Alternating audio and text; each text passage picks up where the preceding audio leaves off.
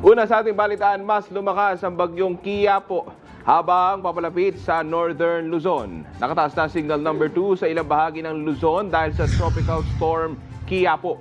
Kabilang ang Batanes at ilang bahagi ng Cagayan, pati na rin ang Babuyan Islands at Ilocos Norte. Signal number 1 naman sa ilang bahagi pa ng Cagayan at Ilocos Norte, Isabela, Nueva Vizcaya, Quirino, Apayao, Abra, Kalinga, Mountain Province, Ifugao, Benguet, Ilocos Sur, La Union at ilang bahagi ng Aurora. Nag-intensify ang bagyong Qiapo sa tropical storm category habang papalapit sa extreme northern Luzon.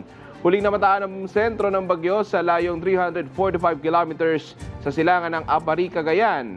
Kumikilos ito sa direksyon ng China sa bilis ng 30 kilometers per hour.